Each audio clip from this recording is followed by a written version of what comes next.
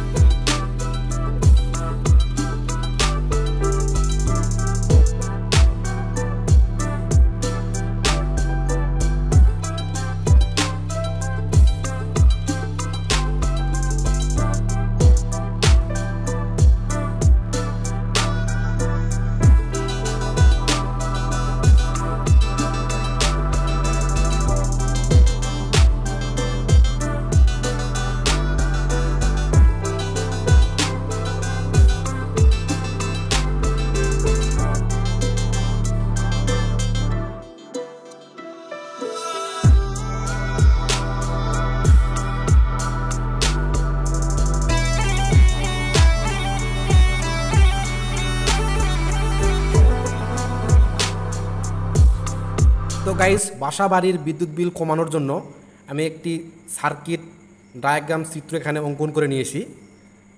তো প্রথমে যেটি আমি অঙ্কন করেছি সেটি হচ্ছে একটি বৈদ্যুতিক পোল। তারপরে যেটি অঙ্কন করেছি সেটি হচ্ছে একটি মিটার।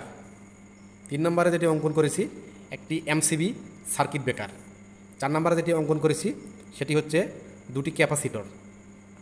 আর 5 নম্বরে যেটি অঙ্কন করেছি একটি বাসা বাড়ির আমি চিত্র এখানে অঙ্কন করেছি। তো একটি পোলে আমি এখানে 4টি তার অঙ্কন করে নিয়েছি।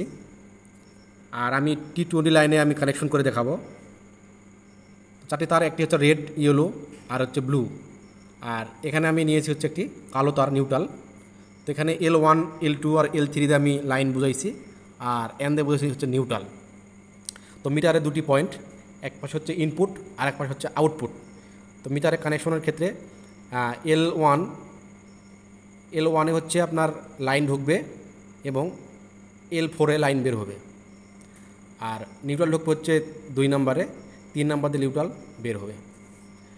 তো এখানে নিউট্রাল আমি নিয়ে এসে আর কি এই এমসিবি সার্কিট ব্রেকারের এক পোলের এক মাথায় আমি কানেকশন করেছি। আর এখান থেকে যে লাইন তারটি নিয়ে এসেছি, লাইন তারটি এখানে আমি শর্ট করে এই 2 পোলের 2 মাথা দিয়ে দিয়েছি। তো এই 2 পোলের 2 মাথা থেকে এক মাথা থেকে আমি 2টি ক্যাপাসিটর শর্ট করে সিরিজ কানেকশন করছি, করে লাইন দিয়ে দিছি। আর এক লাইন এখান থেকে নিয়ে এসে আমি এই লোডে মানে হোম মানে বাসা বাড়িতে আমি দিয়ে দিছি যে লাইন। আর নিউট্রালের যে পোলটি রয়েছে, তো নিউট্রালের আউটপুট থেকে আমি এখানে লাইন লোডে দিয়ে দিছি নিউট্রাল, এবং মাঝখান থেকে শর্ট করে এই 2টি ক্যাপাসিটর সিরিজ কানেকশন করে আমি এখানে নিউট্রাল দিয়ে দিছি। তো কথা হলো কিভাবে বিদ্যুৎ বিলটা সাশ্রয়ী হবে। তো এখানে যে 2টি আমি ক্যাপাসিটর অঙ্কন করে নিয়েছি, তো এই ক্যাপাসিটর বিদ্যুৎ সঞ্চয় করে রাখে। তো দেখা গেল আপনাদের বাসা বাড়িতে অনেক সময় ভোল্টেজ ড্রপ হয় বিদ্যুৎ মানে লোডশেডিংয়ের কারণে, অথবা শর্ট সার্কিটের কারণে, অথবা ব্যবহার করার কোনো ত্রুটির কারণে। সেক্ষেত্রে এই ক্যাপাসিটরে বিদ্যুৎটা সঞ্চয় হয়ে থাকবে এবং এই সঞ্চয় হওয়া বিদ্যুৎ আপনার লোডে ব্যবহার হবে।